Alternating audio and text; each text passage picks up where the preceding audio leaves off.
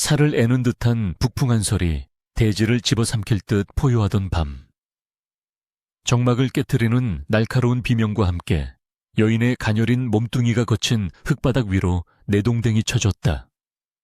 쾅 하는 굉음과 함께 육중한 대문이 닫히는 소리는 마치 저승문이 닫히는 소리처럼 서영의 귓가를 때렸고, 그 충격으로 얼어붙은 땅에 부딪힌 무릎에서는 붉은 선혈이 배어나와 하얀 눈 위를 점점이 수놓았다.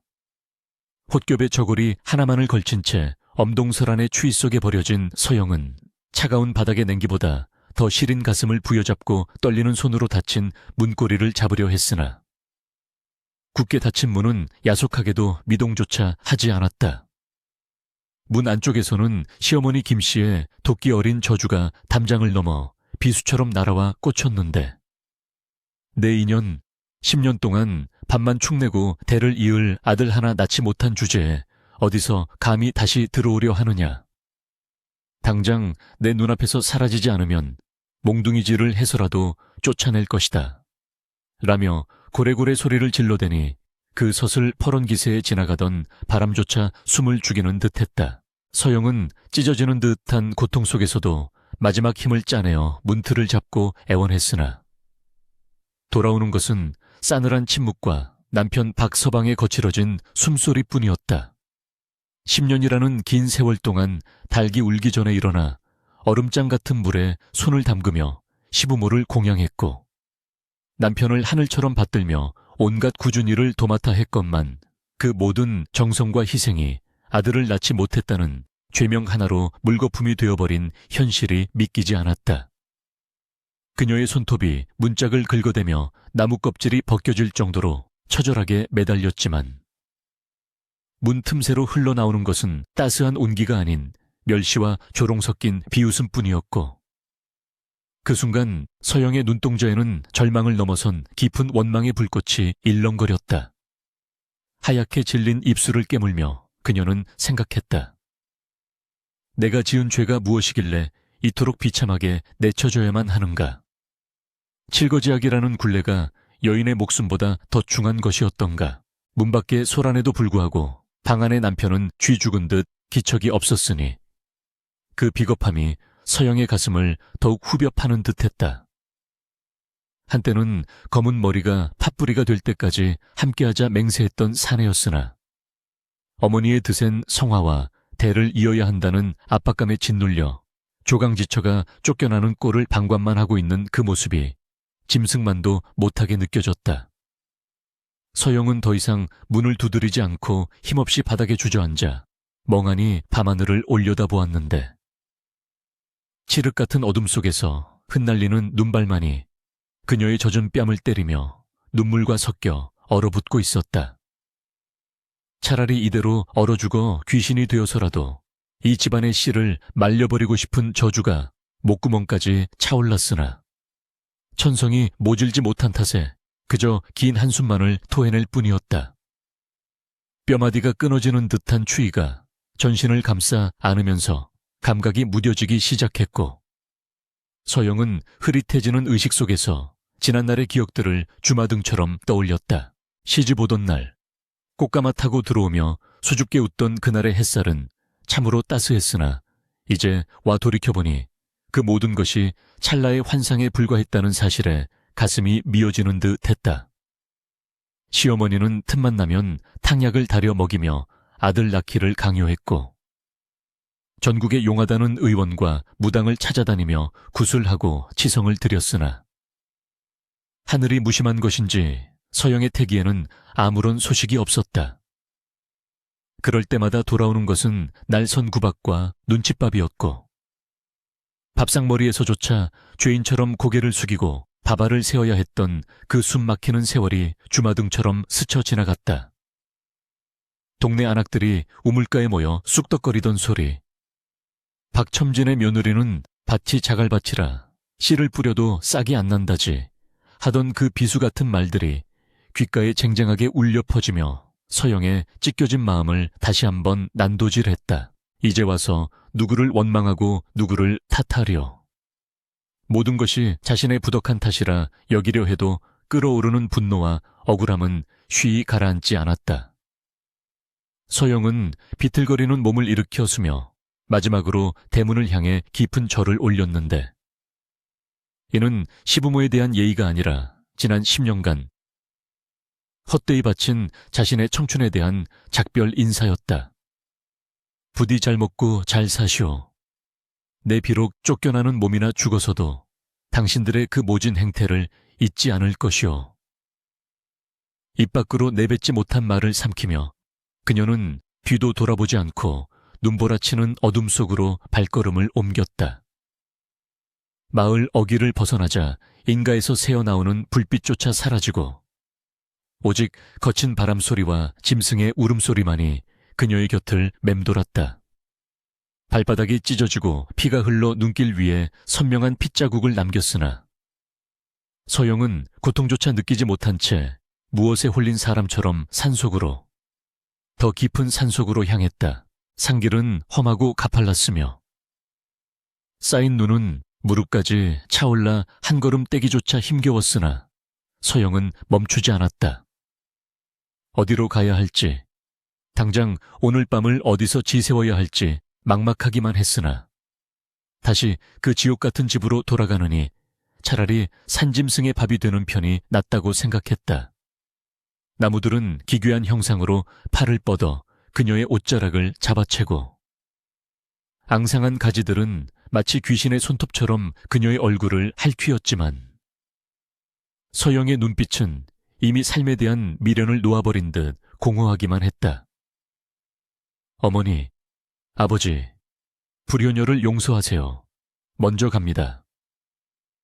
고향에 계신 친정 부모님의 얼굴이 떠올라 잠시 주춤했으나 쫓겨난 딸년이 돌아가봤자 집안의 수치만 될 뿐이라는 생각에 눈물을 머금고 다시 발걸음을 재촉했다. 눈보라는 더욱 거세져 한치 앞을 분간할 수 없게 되었고 서영의 몸은 점차 구도와 감각이 사라져갔다. 입고 있는 얇은 치마는 젖어서 무겁게 쳐졌고 헝클어진 머리카락은 하얗게 서리가 내려앉아 마치 백발의 노파처럼 보였다. 그녀는 정신을 잃지 않으려 입술을 깨물어 피를 내었으나 쏟아지는 졸음과 밀려오는 한계는 거부할 수 없는 유혹처럼 그녀를 올가매었다. 어느새 그녀는 깊은 상월짜기, 인적이라고는 찾아볼 수 없는 험한 지형에 다다랐고 더 이상 걸을 힘조차 남아있지 않게 되자 커다란 바위 아래 웅크리고 앉았다. 이곳이 내 무덤이로구나. 차라리 잘 되었다. 이 고단한 삶을 끝내고 편안히 쉬고 싶다. 서영은 무릎 사이에 얼굴을 파묻고 서서히 감겨오는 눈꺼풀을 받아들이며 의식의 끈을 놓으려 했다. 그때 저 멀리서 희미한 불빛 하나가 가물거리는 것이 눈에 들어왔다. 도깨비불인가? 저승사자의 등불인가? 환영인지 실제인지 분간할 수 없었으나 죽음의 문턱에서 본능적으로 삶을 갈구하는 작은 불씨가 그녀의 가슴 속에서 되살아났다. 서영은 전 먹던 힘까지 짜내어 그 불빛을 향해 기어가기 시작했다. 손톱이 빠지고 무릎이 까져도 멈출 수 없었던 것은 어쩌면 하늘이 자신에게 아직 죽을 때가 아니라고 말하는 계시일지도 모른다는 막연한 희망 때문이었다. 눈 덮인 숲을 헤치고 나뭇가지에 찔리면서도 그녀의 시선은 오직 그 작은 불빛에 고정되어 있었다. 거친 숨을 몰아쉬며 조금씩 가까워지는 그 빛은 다름 아닌 숯 굽는 가마토에서 새어나오는 영이 섞인 불빛이었다. 가마토 주변에는 숯을 굽기 위해 쌓아놓은 나무들이 즐비했고 흙으로 지어진 투박한 움막 하나가 위태롭게 서 있었다. 서영은 움막 문 앞에 다다르자마자 긴장이 풀리며 그대로 정신을 잃고 쓰러졌다.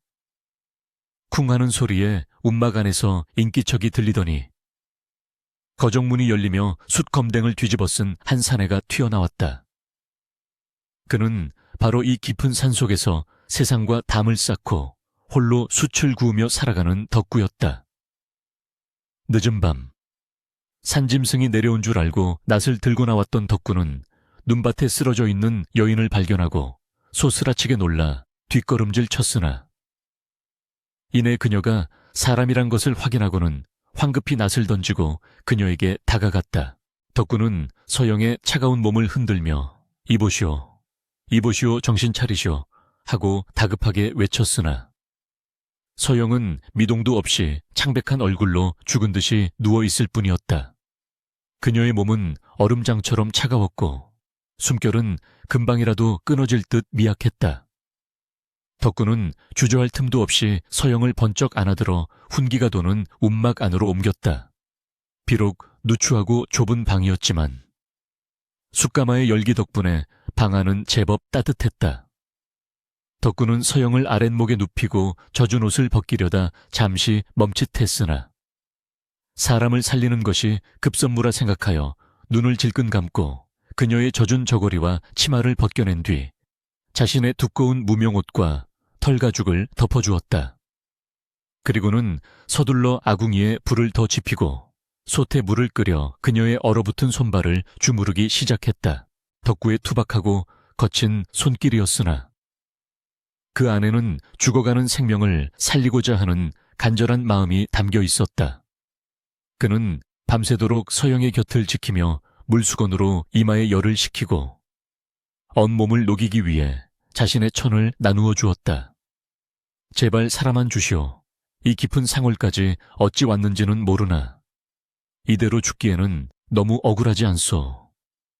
덕구는 혼잣말처럼 중얼거리며 서영의 핏기 없는 얼굴을 바라보았다. 그녀의 얼굴에 서린 깊은 슬픔과 고통의 흔적을 보며 덕구는 이 여인에게 말 못할 사연이 있음을 직감했다. 자신 또한 세상에 버림받고 이곳으로 숨어든 처지였기에 왠지 모를 동질감과 연민이 가슴 깊은 곳에서 피어올랐다. 새벽이 밝아올 무렵 덕구의 정성 덕분인지 서영의 굳었던 몸이 조금씩 풀리며 앓는 소리가 새어나왔다. 추워, 추워. 헛소리를 하며 몸을 웅크리는 서영을 보며 덕구는 안도의 한숨을 내쉬었다. 그는 따뜻한 미음을 쑤어 그녀의 입에 조금씩 흘려 넣었다. 목구멍으로 넘어가는 따스한 기운에 서영의 눈꺼풀이 파르르 떨리더니 이내 힘겹게 눈을 떴다. 낯선 천장, 낯선 냄새, 그리고 자신을 걱정스런 눈빛으로 내려다보는 낯선 사내. 서영은 잠시 상황을 파악하지 못해 멍한 눈빛을 보이다가 지난밤에 끔찍했던 기억들이 밀물처럼 밀려오자 화들짝 놀라 몸을 일으키려 했다. 하지만 극심한 현기증에 다시 자리에 눕고 말았고 덕구는 그런 그녀를 조심스럽게 만류하며 투박하지만 따뜻한 목소리로 말했다. 안심하시오. 해치려던 것은 아니오. 문 밖에 쓰러져 있길래 업어왔을 뿐이니 기운 차릴 때까지 푹 쉬시오. 그 말 한마디에 서영은 긴장이 풀리며 하염없이 눈물을 흘렸다. 매캐하면서도 구수한 숯 냄새가 코끝을 맴돌고 타닥타닥 타오르는 장작불 소리가 마치 자장가처럼 귓가를 간지럽히는 가운데 서영은 무거운 눈꺼풀을 힘겹게 들어올렸다. 며칠이나 지났는지 가늠조차 할 수 없는 시간 속에서 그녀는 생과 사의 경계를 수없이 넘나들었으나 그때마다 투박하고 거친 손길이 이마에 땀을 닦아주고 메마른 입술에 물을 적셔주며 저승길로 향하던 발길을 이승으로 되돌려 놓았다. 흐릿한 시야가 점차 선명해지자 눈에 들어온 것은 그 으름으로 거뭇거뭇한 천장과 흙냄새 배어있는 좁은 방 안 풍경이었는데 비록 비단 금침은 없었으나 바닥에서 올라오는 훈훈한 온기만이 그녀가 아직 살아있음을 실감케 했다. 밖에서는 컹컹거리는 헛기침 소리와 함께 무엇인가를 툭탁거리며 다듬는 소리가 들려왔고 서영은 자리에서 일어나려 했으나 물먹은 솜처럼 무거워진 몸은 마음대로 움직여주지 않았다. 인기척을 느꼈는지 거정문이 열리며 덩치가 산만한 사내가 들이닥쳤는데 그는 바로 지난밤 눈밭에서 서영을 구해낸 덕구였다. 덕구는 서영이 눈을 뜬 것을 보자마자 들고 있던 나무 그릇을 내려놓을 뻔하며 화색이 돌았으나 이내 겸연쩍은 듯 뒷머리를 긁적이며 이제야 정신이 드시오. 닷새 동안이나 열에 들떠 헛소리를 해대서 송장 치우는 줄 알고 조마조마했소이다. 라며 퉁명스럽게 내뱉었지만 그 목소리 끝에는 안도감과 걱정이 진하게 묻어 있었다. 그는 김이 모락모락 나는 묽은 죽 한 그릇을 서영의 앞에 밀어놓으며 입맛이 없어도 억지로라도 드시오. 산 사람은 살아야 하지 않겠소. 산속이라 귀한 것은 없고 칠뿌리와 묵은 쌀을 넣어 끓인 것이니 기운 차리는 데는 도움이 될 것이오. 라고 덧붙였다. 서영은 떨리는 손으로 숟가락을 들 힘조차 없어 망설이자 덕구는 혀를 차며 투박한 손으로 숟가락을 집어 그녀의 입가에 가져다 대는 신용을 하려다 남녀가 유별하다는 생각에 멈칫거렸다. 그 서툰 배려의 서영은 메마른 가슴 한구석이 찌릿해지는 것을 느끼며 힘겹게 몸을 일으켜 그릇을 받아 들었고 따뜻한 주기목을 타고 넘어가자 얼어붙었던 오장육부가 녹아내리는 듯한 온기가 전해졌다. 그날부터 서영의 기이한 동거가 시작되었는데 숯 굽는 막에서의 생활은 그녀가 시집살이하며 겪었던 고초와는 또 다른 종류의 고단함이 있었으나 마음만은 비단 방석 위에 앉은 듯 편안했다. 덕구는 생김새는 산적 같고 말씨는 투박하기 그지없었으나 속정은 누구보다 깊고 따뜻한 사내였다. 그는 서영이 몸을 추스르는 동안 그녀에게 손가락 하나 까딱하지 못하게 했으며 자신은 찬 밥덩이로 끼니를 때우면서도 서영에게는 산토끼를 잡아 푹 고아주거나 귀한 약초를 캐다 다려 먹이는 정성을 보였다. 밤이면 찬바람이 셀까봐 문틈을 꼼꼼히 막아주고 아궁이에 불을 넉넉히 지펴주었으며 서영이 악몽을 꾸며 식은땀을 흘릴 때면 묵묵히 곁을 지키며 안심시켜 주었다. 서영은 그런 덕구의 뒷모습을 바라보며 지난 10년간 비단옷을 입고 기름진 음식을 먹으면서도 마음은 늘 살얼음판을 걷는 듯했던 양반가에서의 삶이 얼마나 허울 좋은 껍데기였는지를 뼈저리게 깨달았다. 어느 정도 기력을 회복한 서영은 밥값이라도 해야겠다는 생각에 소매를 걷어붙이고 집안일을 돕기 시작했다. 처음에는 덕구가 다 나은 것도 아닌데 무슨 일을 하시오. 그냥 가만히 앉아나 있으시오. 라며 펄쩍 뛰었으나 서영은 목숨을 구해주신 은혜도 갚지 못했는데 밥만 축내는 식충이가 될 수는 없습니다. 라고 단호히 말하며 비틀거리는 몸으로 부엌으로 향했다.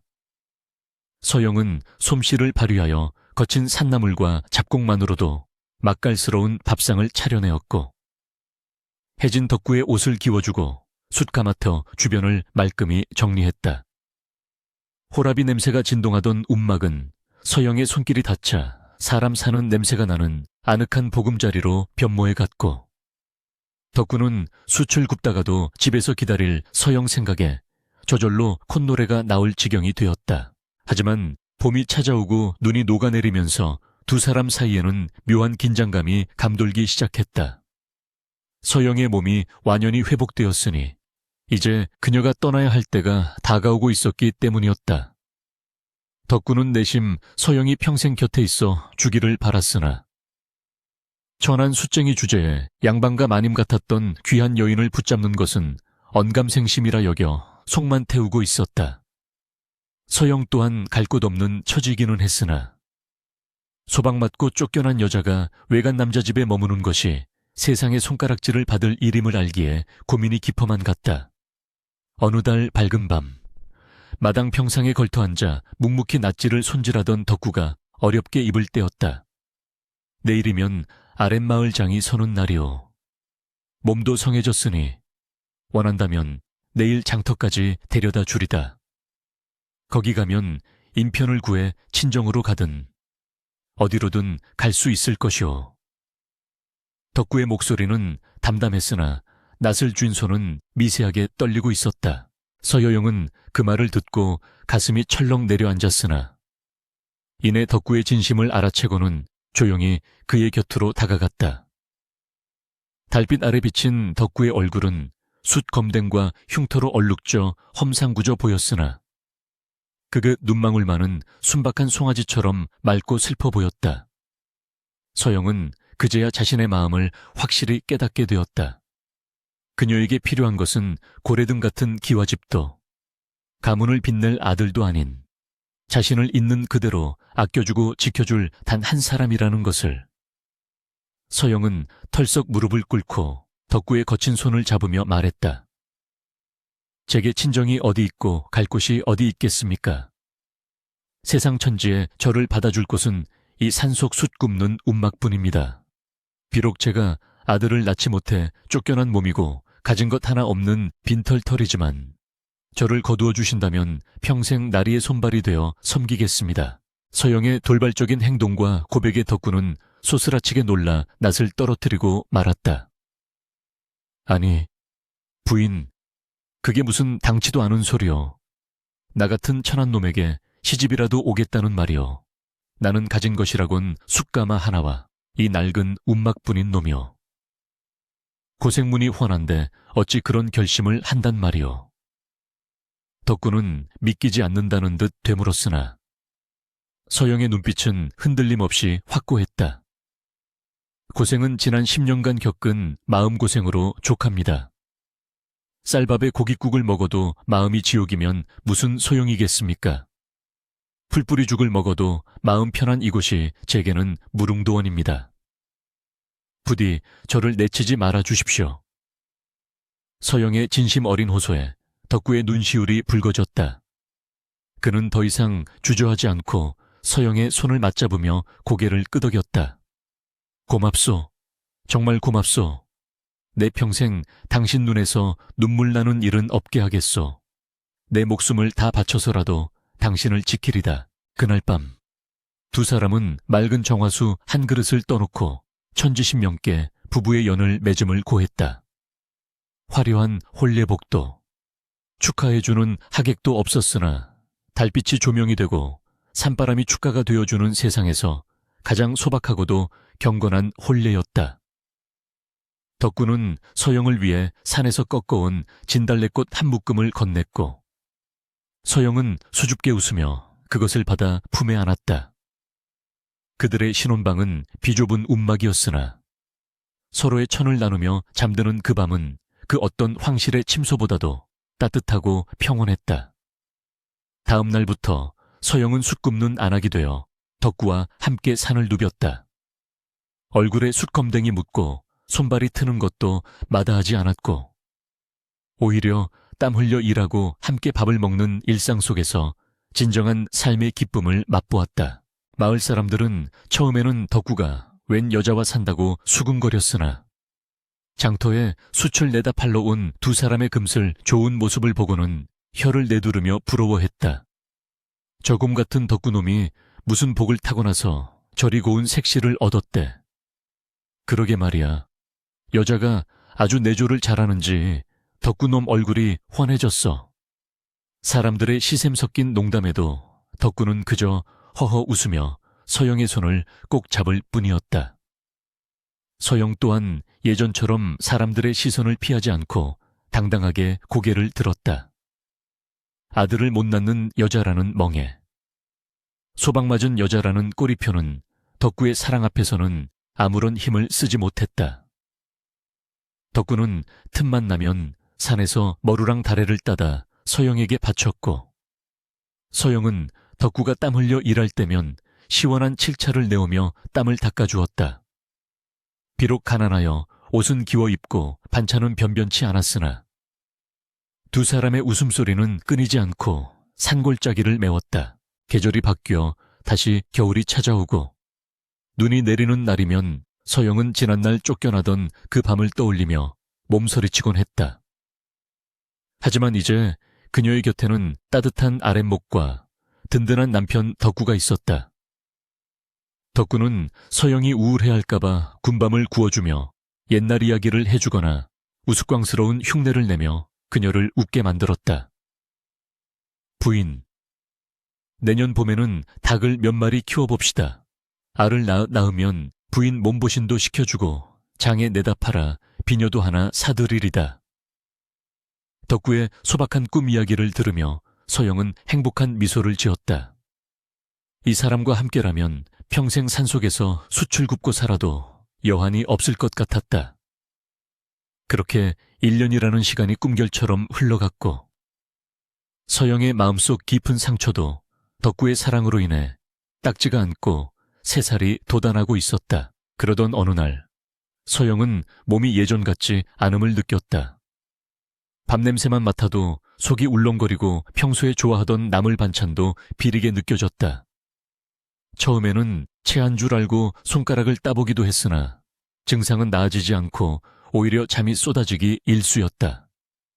덕구는 어디가 아픈 거냐며 안절부절 못하며 의원을 불러와야겠다고 난리법석을 떨었으나 서영은 왠지 모를 예감에 가슴이 두근거렸다.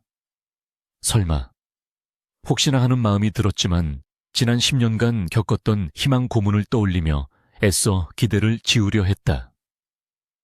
하지만 밤마다 쏟아지는 졸음과 함께 기이한 꿈들이 찾아오기 시작했으니 이는 그녀의 인생을 송두리째 뒤바꿀 거대한 운명의 서막이었다. 칠흑 같은 어둠이 내려앉은 깊은 밤. 서영은 꿈속에서 안개가 자욱한 한 신비로운 산봉우리에 서 있었다. 발 아래로는 구름이 바다처럼 넘실거리고 머리 위로는 오색찬란한 서강이 비추는데 갑자기 천지를 뒤흔드는 우렁찬 포효 소리가 들려왔다. 땅이 울리고 나무가 떨더니 집채만한 호랑이 3마리가 안개를 뚫고 서영을 향해 맹렬한 기세로 달려오는 것이었다. 황금빛 털에 검은 줄무늬가 선명한 그 호랑이들은 눈에서 시퍼런 안광을 뿜어내며 서영의 바로 코앞까지 달려들었는데 잡아먹을 듯한 기세와는 달리 서영의 품으로 와락 뛰어들며 마치 어미를 찾는 새끼처럼 머리를 비벼댔다. 그 거대하고 묵직한 기운이 뱃속 깊숙이 들어오는 생생한 감각에 서영은 앙 하는 외마디 비명과 함께 잠에서 깨어났다. 온몸은 식은땀으로 흥건했으나 가슴속은 무엇인지 모를 벅찬 기운으로 가득 차 터질 것만 같았다. 옆에서 자던 덕구가 놀라 일어나 부인, 무슨 일이요? 또 악몽을 꾸었소 겸이에 하며 걱정스런 눈빛으로 물었으나 서영은 떨리는 목소리로 아닙니다. 여보, 꿈에 호랑이가 그것도 3마리나 제 품에 안겼습니다. 라고 답하며 자신의 아랫배를 조심스럽게 감싸 쥐었다. 이 기이한 태몽을 꾼 뒤로 서영의 배는 하루가 다르게 불러왔다. 입덧이 어찌나 심한지 물 한 모금 넘기기도 힘들었으나 덕구는 산을 뒤져 귀하다는 산삼을 캐오고 인거를 잡아 고아 바치며 지극정성을 다했다. 부인, 이 아이는 분명 보통 아이가 아닐 것이오. 호랑이 꿈을 꾸었으니 장차 나라를 뒤흔들 장수가 나올 게 아니겠소. 덕구는 서영의 불룩한 배에 귀를 대고 아이의 태동을 느끼며 싱글벙글 웃음을 감추지 못했다.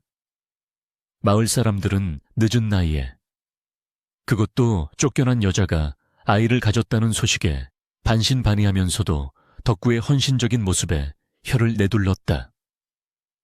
산달이 가까워질수록 서영의 배는 남산만하게 부풀어 올라 거동조차 힘들 지경이었는데 동네 할미들은 배 모양을 보니 아들이 틀림없네.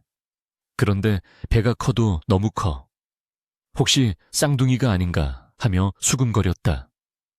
서영은 몸이 무거워 숨쉬기조차 버거웠으나 뱃속에서 힘차게 발길질을 해대는 생명의 기운을 느낄 때마다 지난 10년간 겪었던 불임의 소름이 눈 녹듯 사라지는 것을 느꼈다. 드디어 산통이 시작되던 날 하늘에서는 마른 번개가 치고 땅을 적시는 단비가 내렸다. 덕구는 사색이 되어 산파를 모셔오기 위해 빗길을 뚫고 아랫마을로 내달렸고 서영은 숲 굽는 움막 안에서 홀로 생사를 건 사투를 벌였다. 뼈가 으스러지는 듯한 고통이 파도처럼 밀려올 때마다 서영은 문지방을 부여잡고 비명을 질렀으나 마음속으로는 아가야, 제발 건강하게만 나와다오. 이 어미는 죽어도 여한이 없다. 라고 빌고 또 빌었다. 뒤늦게 도착한 산파 할멈과 동네 안악들이 분주하게 움직이는 가운데 첫 번째 아기 울음소리가 터져 나왔다. 고추요, 고추 아주 튼실한 사내아이네. 산파의 외침에 밖에서 발을 동동 구르던 덕구는 환호성을 질렀다. 그러나 산통은 거기서 멈추지 않았으니 잠시 후 또다시 우렁찬 울음소리가 들려왔다. 세상에, 또 아들이네 쌍둥이야. 사람들의 놀라움이 차에 가시기도 전에. 믿을 수 없게도 세 번째 아이의 울음소리가 움막을 가득 채웠다. 새 쌍둥이였다.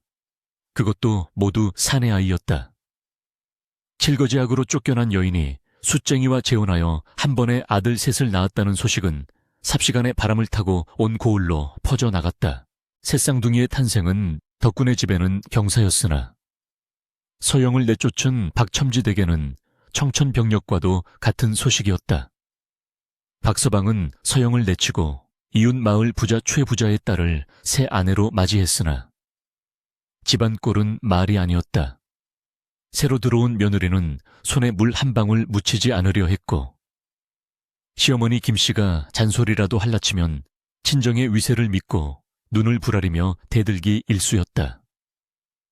게다가 들어오는 족족 값비싼 비단옷과 장신구를 사들이느라 곳간은 비어갔고 무엇보다 중요한 대를 이을 소식은 감감무소식이었다. 그러던 채 서영이 새쌍둥이 아들을 낳았다는 소문이 들려오자 시어머니 김씨는 뒷목을 잡고 쓰러질 지경이었다. 뭐라고 그 돌개집이 아들을, 그것도 셋이나 낳았다고 그럴 리가 없다. 내 눈으로 확인하기 전에는 못 믿는다. 김씨는 길길이 날뛰며 부정을 탔다고 소금을 뿌려댔으나 밤마다 들려오는 환청과 며느리의 표독스러운 바가지 긁는 소리에 잠 못 이루는 밤이 늘어만 갔다. 박서방 역시 술로 세월을 보내며 내가 복을 발로 찼구나. 굴러 들어온 호박을 내치고 독을 품은 뱀을 들였어. 라며 뒤늦은 후회의 눈물을 흘렸으나 이미 엎질러진 물이었다. 한편 숯 굽는 상월 오두막은 가난하지만 웃음꽃이 지지 않았다. 덕구는 세 아들의 이름을 첫째는 건간, 둘째는 곤쿤, 셋째는 강강이라 지었는데 하늘과 땅처럼 넓고 굳세게 자라라는 의미였다. 아이들은 먹성이 어찌나 좋은지 서영의 젖이 모자랄 지경이었고 덕구는 아이들을 먹여 살리기 위해 밤낮 없이 숯을 구워 장에 내다 팔았다. 손발이 부르트고 어깨가 내려앉을 것 같은 고단함 속에서도 나란히 누워 잠든 세 아들의 통통한 볼을 볼 때면 덕구와 서영은 세상을 다 가진 듯 행복했다. 여보, 우리 아이들이 먹는 것만 봐도 배가 부르다는 말이 무슨 뜻인지 이제야 알겠어. 덕구가 숯검댕 묻은 얼굴로 웃으며 말하면 서영은 힘드실 텐데 조금 쉬어가며 하세요. 아이들도 아비의 노고를 알 것입니다. 라며 남편의 땀을 닦아주었다. 비록 비단옷 대신 거친 무명옷을 입히고 고기 반찬 대신 시래기죽을 먹였지만 아이들은 부모의 사랑을 먹고 무럭무럭 자라났다. 세월은 유수와 같이 흘러 어느덧 아이들은 소년이 되었는데 셋 다 기골이 장대하고 총명하기가 이를 데 없었다.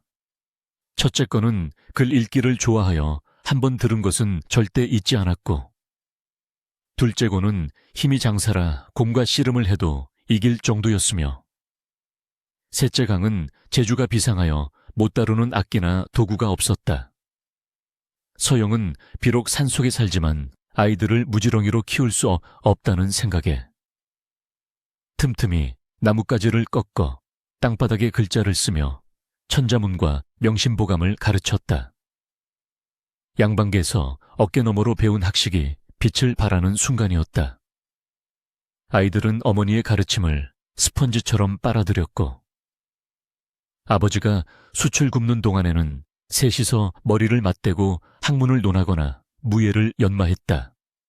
덕구는 그런 아들들을 보며 내 평생 소원이 너희들이 과거에 급제하여 어머니의 한을 풀어드리는 것이다. 나는 숫쟁이로 살다가도 좋으니 너희들은 부디 큰 세상으로 나가 뜻을 펼치거라. 라고 입버릇처럼 말했다. 하지만 산속 생활은 녹록지 않았다. 흉년이 들어 양식이 떨어지면 온 가족이 칡뿌리와 나무 껍질로 연명해야 했고, 겨울이면 낡은 움막 사이로 들어오는 황소바람에 서로를 부둥켜 안고 추위를 견뎌야 했다. 그러던 어느 날, 셋째 강이 읍내에 나갔다가 박서방네 하인들과 시비가 붙어 몰매를 맞고 들어오는 사건이 발생했다. 내 놈이 그 쫓겨난 년의 자식이라지 천한 숫쟁이 자식 주제에 어디서 고개를 빳빳이 드느냐 라는 모욕을 듣고도 어머니를 욕보일까봐 주먹을 꽉 쥐고 참았다는 아들의 말에 서영은 피눈물을 흘렸다. 그녀는 멍투성이가 된 아들의 얼굴을 어루만지며 단호하게 말했다. 얘들아, 잘 듣거라. 너희 아비는 비록 수출굽지만 그 마음은 어느 양반보다 고귀하신 분이다. 그리고 너희는 하늘이 점지해준 보배들이다. 세상 사람들이 손가락질한다고 해서 고개를 숙이지 마라. 실력으로 그들이 감히 너희를 올려다보게 만들어라. 그것이 진정한 효도요, 복수다. 어머니의 결기 어린 훈육의 삶 형제는 눈물을 닦고 무릎을 꿇으며 맹세했다. 어머니, 두고 보십시오. 반드시 장원급제하여 어머니 앞에 어사화를 바치겠습니다. 그날 이후 삼형제의 눈빛은 달라졌다. 낮에는 아버지를 도와 숯을 굽고 나무를 해 날랐으며, 밤에는 반딧불이를 잡아 호롱불 삼아 책을 읽고 또 읽었다. 종이가 없어 널찍한 나무짚에 글을 쓰고, 붓이 없어 칠줄기를 씹어 붓을 대신했다. 덕구는 아들들의 공부를 위해 쌈짓돈을 털어 읍내 서책방에서 낡은 책들을 구해다 주었고, 서영은 밤새도록 삭바느질을 하여 아이들의 도포를 마련했다. 그러는 동안 박서방네 집안은 완전히 몰락의 길로 접어들었다. 새 며느리는 바람이 나서 가산 일부를 들고 야반도주를 했고, 충격을 받은 김씨는 중풍으로 쓰러져 반신불수가 되었다. 박서방은 노름에 빠져남은 논밭마저 모두 날려버리고 술주정뱅이가 되어 거리를 떠도는 신세가 되었다는 소문이 들려왔다. 인과응보, 사필귀정이라 했던가. 서영은 그 소식을 듣고도 기뻐하거나 비웃지 않았다. 다만 묵묵히 하늘을 우러러보며 자신의 아들들이 걸어야 할 험난한 길을 위해 기도를 올릴 뿐이었다. 어느덧 10년이라는 세월이 더 흘러 나라에서 큰 과거가 열린다는 방이 붙었다. 삼형제는 이제 청년이 되어 훤칠한 키와 당당한 풍채를 자랑했다. 그들은 보찜을 메고 과거장으로 향하는 길에 올랐다. 덕구와 서영은 마을 어귀까지 배웅을 나갔다. 서영은 손수 지은, 비록 낡았지만 정갈한 도포를 입은 아들들의 온매무새를 다듬어주며 말했다. 가거라. 가서 세상에 너희의 뜻을 펼치거라. 결과에 연연하지 말고 그저 배운 대로 느낀 대로 답하고 오거라. 덕구는 투박한 손으로 아들들의 어깨를 하나하나 두드리며 눈물을 글썽였다. 내 새끼들, 밥 굶지 말고 아비는 여기서 숯 감아 불 꺼트리지 않고 기다리고 있으마. 삼형제는 부모님께 큰 절을 올리고 결연한 표정으로 한양을 향해 발걸음을 옮겼다. 그들의 뒷모습 위로 아침 해가 떠오르며 찬란한 빛을 뿌렸는데 마치 그들의 앞날을 축복하는 듯 했다. 과연 이 상월 숫쟁이의 아들들이 기라성 같은 양반 자제들을 제치고 금이 환향할 수 있을 것인가? 바람에 흩날리는 그들의 옷자락 소리가 마치 포효하는 호랑이의 숨소리처럼 들려왔다. 한양의 궁궐. 근정전 앞마당에는 엄숙한 정적이 흐르는 가운데 수백 명의 과거 응시자들이 숨조차 크게 쉬지 못하고 임금의 하교를 기다리고 있었는데, 그 중에서도 유독 눈에 띄는 것은 앞줄에 나란히 선 3명의 청년이었다. 그들은 비록 남루한 무명도포를 걸치고 있었으나 그 기상만큼은 태산을 뚫을 듯 훤칠하였고 눈빛은 밤하늘의 북두칠성처럼 형형하게 빛나고 있었다. 용상에 앉은 임금은 떨리는 손으로 답안지를 내려놓으며 탄복을 금치 못했는데 과인이 제위한 이래 이토록 문장이 수려하고 기계가 넘치는 답안은 처음 보았다. 하늘의 이치와 백성의 고단함을 꿰뚫어 보는 통찰력이 실로 놀랍도다. 이들이 누구인가 하고 물으니 승지가 엎드려 아뢰기를 강원도 깊은 상월숲 굽는 자의 아들들로 한날 한시에 태어난 새 쌍둥이 형제라 하옵니다. 라고 답했다. 임금은 무릎을 치며 천한 신분에서 어찌 이런 인재들이 낳는고 이는 필시 하늘이 과인을 돕기 위해 내린 보배들이다. 라며 파격적으로 삼 형제 모두에게 급제를 내리고 첫째 건에게는 장원 좌유안을, 둘째 군과 셋째 강에게는 각각 부장원과 탐화랑의 영예를 하사했다. 삼 형제가 어사화를 머리에 꽂고 홍패를 받아들고 궐문을 나서는 순간 온 장안이 떠나갈 듯한 환호성이 터져나왔다. 숫쟁이 아들이 장원을 했단다. 새 쌍둥이가 모두 급제라니 전무후무한 경사로다. 사람들의 찬사가 쏟아지는 가운데 삼 형제는 고향으로 향하는 금이 환향의 길에 올랐다. 조정에서는 특별히 이들을 위해 화려한 가마와 악대를 내어 주었고 지방 관하마다 전령을 띄워 어사또 행차를 알리니 그 위세가 당당하기 그지없었다. 며칠을 꼬박 걸어 마침내 고향 마을 어귀에 다다랐을 때 마을은 이미 잔치 분위기로 들썩이고 있었다. 꽹과리와 징소리가 요란하게 울려 퍼지고 청사초롱이 길목마다 내걸렸으며 남녀노소 할 것 없이 모두가 나와 이 기적같은 주인공들을 맞이할 채비를 하고 있었는데 그 행렬의 맨 앞에는 낡은 옷을 빨아입고 떨리는 손을 맞잡은 덕구와 서영이 서 있었다. 서영은 멀리서 들려오는 풍악 소리에 가슴이 벅차올라 숨쉬기조차 힘들 지경이었다. 10년 전 피투성이가 된 발로 쫓겨나던 그 눈 덮인 언덕길을 이제는 내 아들들이 어사화를 꽂고 당당하게 돌아오고 있다는 사실이 믿기지 않았다. 덕구는 부인, 저기, 우리 아들들이, 하며 어린아이처럼 발을 동동 구르며 눈물을 쏟아냈고 서영은 그런 남편의 손을 꼭 쥐며 흐르는 눈물을 닦아낼 생각도 하지 못했다. 행렬이 가까워지자 삼 형제는 감에서 내려 흙바닥에 넙죽 엎드려 부모님께 큰 절을 올렸다.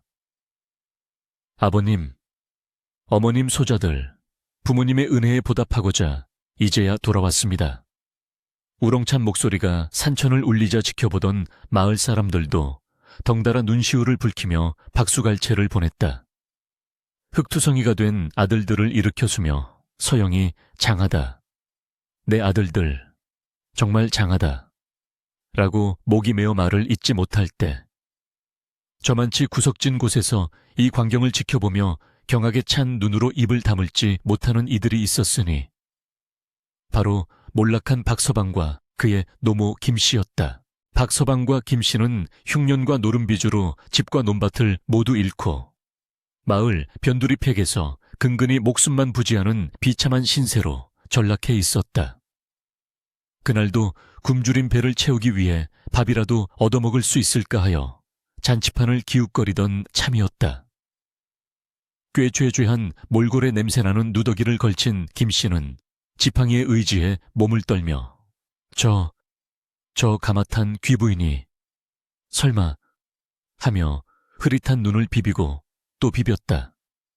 비단 옷으로 갈아입고 아들들의 부축을 받으며 서 있는 여인은 10년 전 자신이 머리채를 잡아 내쫓았던 그 며느리 서영이 분명했다.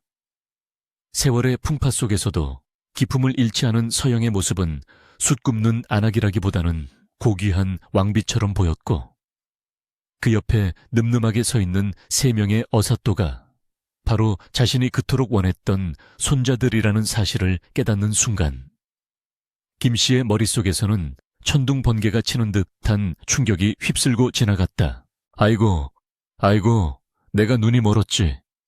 내가 미쳤지. 김 씨는 땅바닥에 주저앉아 대성통곡을 하기 시작했다.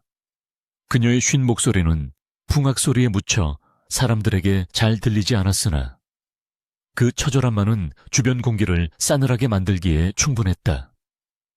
박서방 역시 넋이 나간 사람처럼 멍하니 서영과 아들들을 바라보고 있었다. 자신의 씨가 아니라고 의심할 수도 없었다. 삼 형제의 얼굴은 젊은 시절 박서방의 모습과 묘하게 닮아 있으면서도 덕구의 우직함과 서영의 단아함을 섞어놓은 듯 훨씬 더 훌륭한 풍채를 지니고 있었기 때문이었다. 저 아이들이 내 아들들일 수도 있었는데, 내가 저 자리에 서서 큰절을 받을 수도 있었는데. 박서방은 후회와 자책감에 입술을 깨물어 피가 흘러내리는 줄도 몰랐다. 그는 쥐구멍이라도 있으면 숨고 싶은 심정이었으나 발이 땅에 박힌 듯 움직일 수가 없었다. 그때 소란스러운 기척을 느꼈는지 장남권이 고개를 돌려 박서방 모자가 있는 쪽을 바라보았다. 그의 눈빛은 서리발처럼 차가웠으나 그 안에는 깊은 연민과 경멸이 동시에 담겨 있었다. 그는 어머니 서영에게 조용히 귓속말을 전했고 서영은 천천히 고개를 돌려 전남편과 시어머니를 응시했다. 군중들의 시선이 일제히 그곳으로 쏠리자 사람들은 수군거리기 시작했다.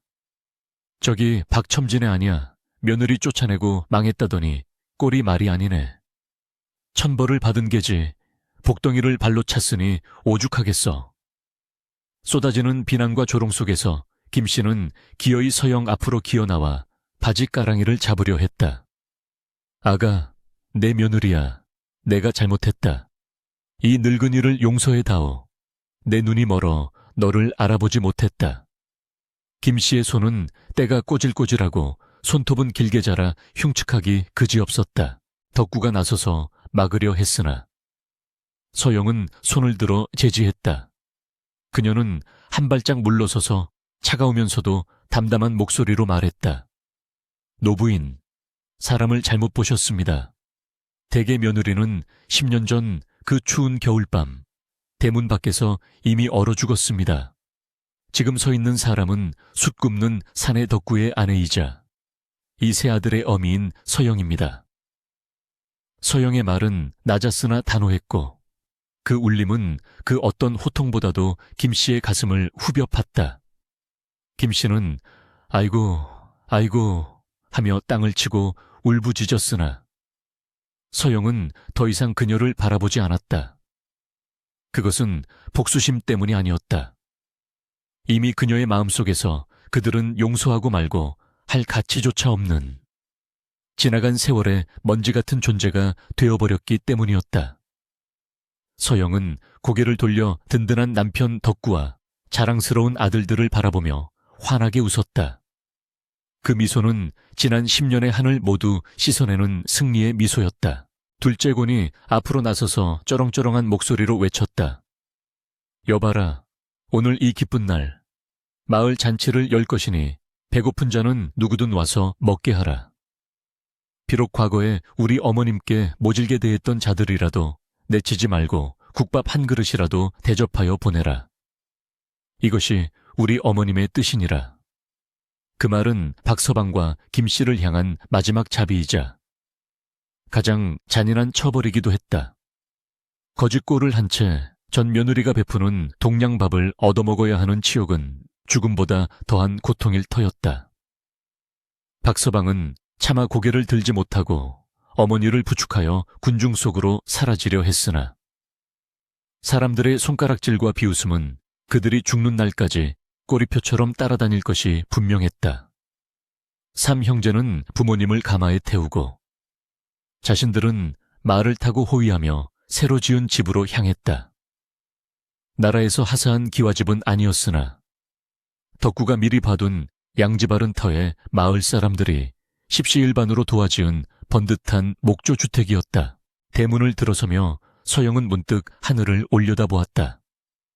10년 전 쫓겨나던 날 밤에 보았던 그 차갑고 무심했던 하늘은 온데간데 없고 따사로운 햇살과 문개구름이 그녀를 반겨주고 있었다.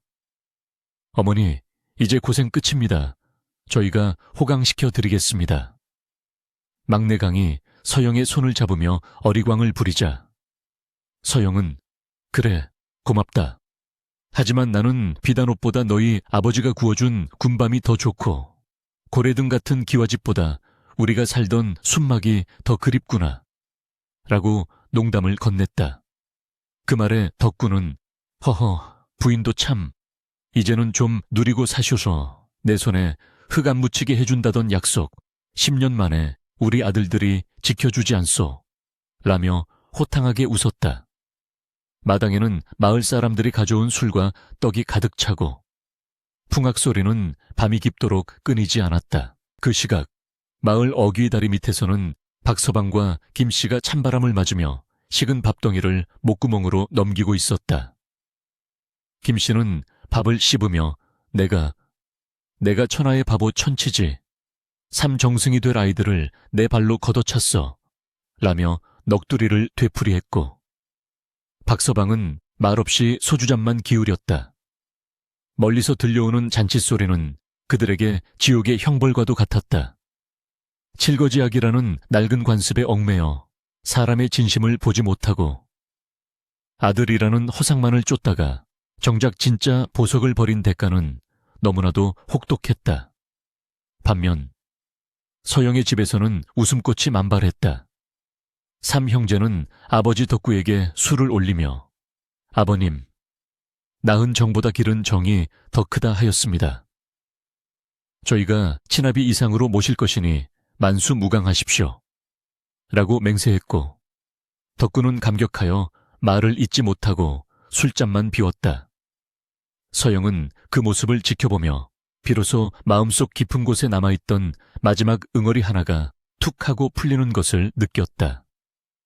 그것은 증오도 원망도 아닌 그저 스스로에 대한 연민과 위로였다. 서영아, 고생했다. 참으로 잘 버티어 주었다. 밤이 깊어 사람들이 돌아가고 고요해진 마당에 달빛만이 가득 찼다. 서영은 조용히 툇마루에 나와 앉았다. 그녀의 시선은 멀리 보이는 산봉우리에 머물렀다. 꿈속에서 보았던 그 3마리의 호랑이가 포효하던 곳.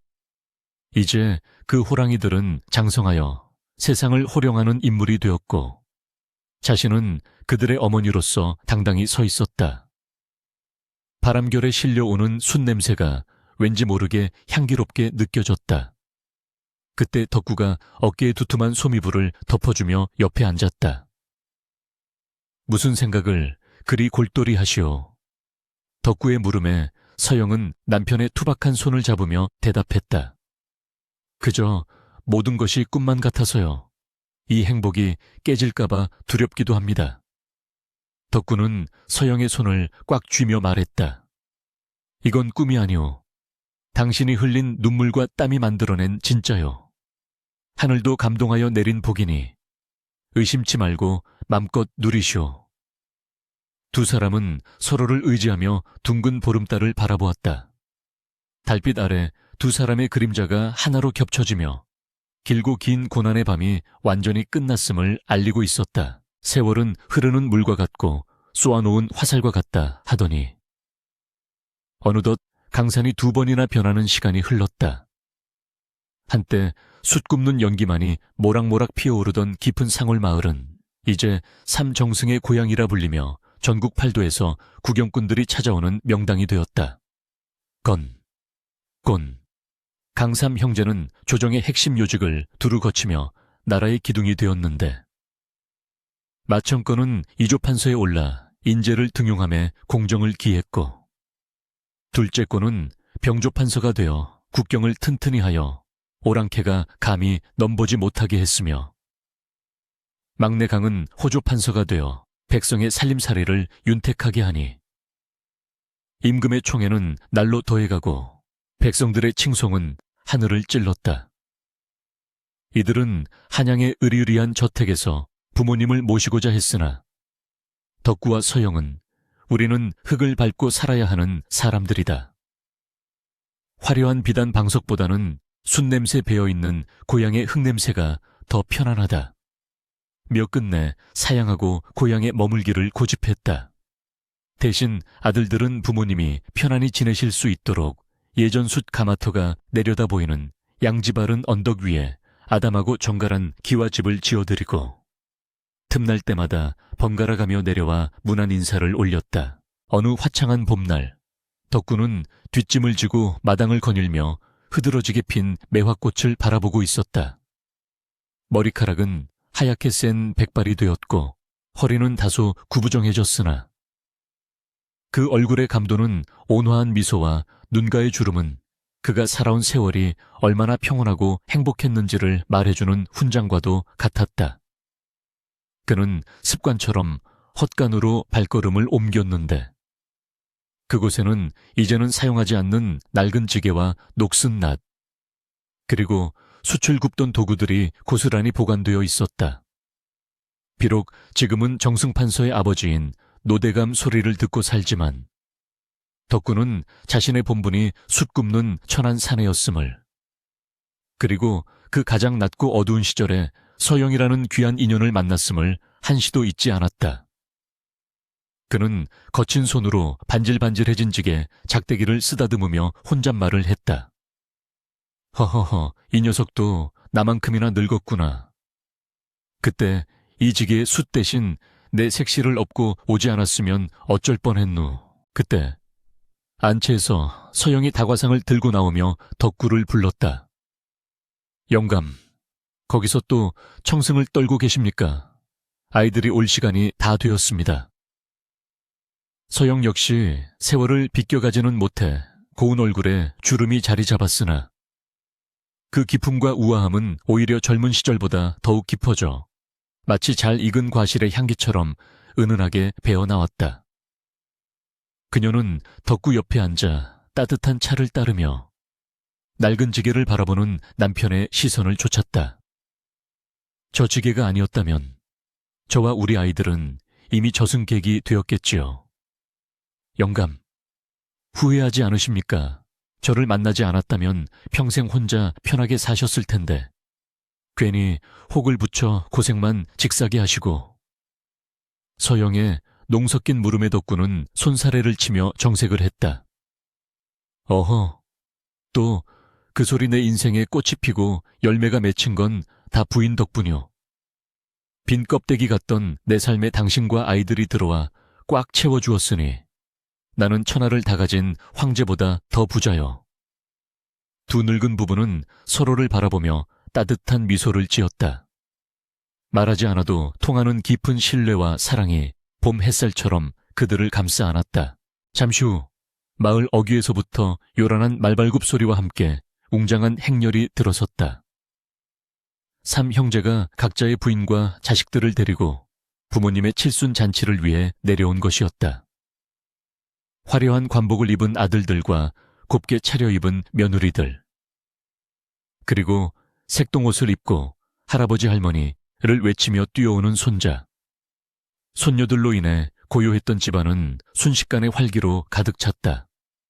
덕구는 달려오는 손자들을 한꺼번에 안아올리며 오냐, 오냐, 내 강아지들, 그새 또 컸구나 하며 입이 귀에 걸리도록 웃었고, 서영은 며느리들의 손을 잡으며 먼 길 오느라 고생했다며 등을 토닥였다. 마을 사람들도 모두 나와 이 경사를 축하해 주었는데 이제는 누구도 덕구를 숫쟁이라 부르지 않았고 서영을 쫓겨난 여자라 칭하지 않았다. 그들은 마을의 큰 어른이자 존경받는 덕망가로서 추앙받고 있었다. 잔치상계는 산의 진미가 가득 차려졌고 풍악 소리는 산천을 울렸다. 장남권이 술잔을 올리며 말했다. 아버님, 어머님, 저희가 조정에서 나라시를 보며 흔들릴 때마다 두 분께서 보여주신 정직함과 사랑을 떠올리며 마음을 다잡습니다. 비록 비천한 곳에서 시작하였으나 마음만은 그 누구보다 고귀하셨던 두 분의 가르침이 있었기에 저희가 이 자리에 있을 수 있었습니다. 부디 만수무강하시어 저희의 효도를 오래도록 받아주십시오. 3. 형제와 며느리들 그리고 손주들이 일제히 큰절을 올리자 덕구는 눈시울이 붉어져 고개를 돌렸고 서영은 흐뭇한 미소로 그들을 바라보았다. 그녀의 눈가에는 기쁨의 눈물이 맺혀가 반짝였다. 지난 세월, 뼈를 깎는 추위와 굶주림, 그리고 세상의 멸시를 견뎌내며 지켜온 가정이었다. 쫓겨난 여인이라는 낙인, 씨를 못 낳는다는 저주를 사랑과 헌신으로 극복하고 마침내 보란듯이 일궈낸 승리의 순간이었다. 잔치가 무르익을 무렵 마을 촌장이 덕구에게 다가와 조심스럽게 말을 건넸다. 대감 어른, 실은 어제 아랫마을 폐가에서 박첨지 노인이 숨을 거두었다 합니다. 그 노모 김씨는 이미 작년에 세상을 떴고 박첨지는 병들어 앓다가 쓸쓸히 갔다는데 연고자가 없어 시신을 거둘 리가 없다고 합니다. 그래도 한때는 인연이 있었던 사람들이니 알려드리는 게 도리일 것 같아. 촌장의 말에 좌중은 순간 찬물을 끼얹은 듯 조용해졌다. 아들들의 표정이 굳어지며 분노의 기색이 스쳤으나 서영은 조용히 찻잔을 내려놓았다. 그녀의 표정은 동요 없이 평온했다. 죽음 앞에서는 모든 원한이 부질없는 법이지요. 여보, 그리고 얘들아, 우리가 덕을 쌓는다는 생각으로 그들의 장례를 치러주도록 하자. 화려하게는 아니더라도 가는 길 노잣돈이나 쥐어 보내는 것이 산 사람의 도리가 아니겠느냐. 서영의 말에 덕구는 고개를 끄덕였고 삼형제 또한 어머니의 넓은 아량에 감복하여 그리하겠노라 답했다. 그렇게 한때 서영을 짐승 취급하며 내쫓았던 전남편과 시어머니는 아이러니하게도 서영의 자비 덕분에 비로소 흙으로 돌아갈 수 있었다. 그들의 무덤 앞에는 비석 하나 세워지지 않았고 찾는 이도 없었으나 이 이야기는 마을 사람들의 입을 통해 전해지며 인과응보에 살아있는 교훈이 되었다. 사람을 귀하게 여기지 않고 헛된 욕심을 쫓던 자들의 말로가 얼마나 비참한지, 반대로 착한 마음을 품고 시련을 견뎌낸 자들의 결말이 얼마나 창대한지를 보여주는 거울이 된 것이다. 서영은 그들의 무덤 쪽을 향해 마음속으로 마지막 작별을 고했다. 다음 생에는 부디 욕심을 내려놓고 따뜻한 마음을 가진 사람으로 태어나시오. 내 당신들을 용서함으로써 나 또한 그 지독했던 과거의 굴레에서 완전히 벗어나려 합니다. 잔치가 끝나고 밤이 깊었다. 자식들과 손주들은 사랑채와 행랑채에서 잠이 들었고 덕구와 서영은 대청마루에 나란히 앉아 둥근 보름달을 올려다보았다. 산속의 밤 공기는 맑고 시원했으며 풀벌레 소리가 정겹게 들려왔다. 덕구가 서영의 어깨를 감싸 안으며 입을 열었다. 부인, 기억나시오? 우리가 처음 만났던 날 밤에도 이렇게 달이 밝았었지. 서영이 미소를 지으며 대답했다. 아닙니다, 영감. 그날 밤은 눈보라가 쳐서 달이고 별이고 아무것도 보이지 않았습니다.